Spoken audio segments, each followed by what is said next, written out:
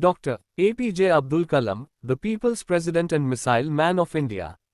Doctor Avul Pakir Jainulabdeen Abdul Kalam, जिन्हें APJ Abdul Kalam के नाम से जाना जाता है, भारत के सबसे प्रेरणादायक व्यक्तित्वों में से एक थे।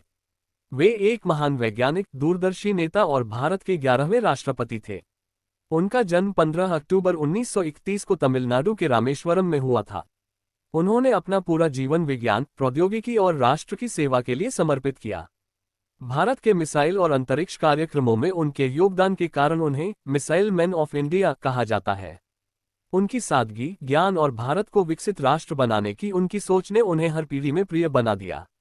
Early life and education. Doctor Kalam का जन्म एक साधारण मुस्लिम परिवार में हुआ था। उनके पिता जैनुलाब्दीन एक नाविक और मस्जिद के इमाम थे, जबकि उनकी मां आशियम्मा एक गृहिणी थी। आर्थिक रूप से कमजोर होने के बावजूद कलाम ने कठिन परिश्रम और समर्पण से शिक्षा प्राप्त की। अपनी पढ़ाई जारी रखने के लिए उन्होंने बचपन में अखबार बेचना शुरू किया।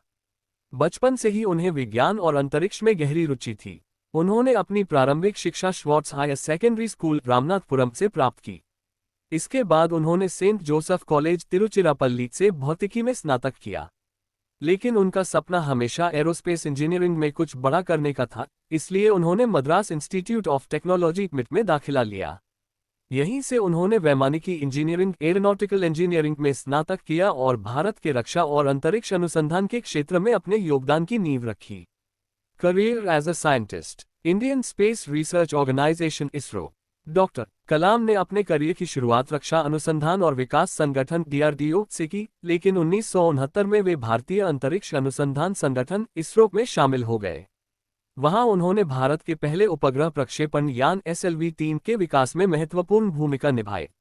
इस यान ने 1980 में रोहिणी उपग्रह को सफलतापूर्वक कक्षा में स्थापित किया, जिससे भारत अंतरिक्ष प्रौद्योगिकी में आत्मनिर्भर बना। इसरो में उन्होंने डॉक्टर विक्रम साराभाई और डॉक्टर सतीश धवन जैसे महान वैज्ञानिकों के साथ काम किया। उनके नेतृत्व में भारत ने कई महत्वपूर्ण अंतरिक्ष कार्यक्रम विकसित किए, जिससे देश को भविष्य में अंतरिक्ष अनुसंधान और ग्रहों की खोज में सफलता मिली। Missile development and Pokhran 2 tests. 1980 के दशक में डॉक्टर कलाम DRDO में वापस लौटे और भारत के समेकित निर्देशित मिसाइल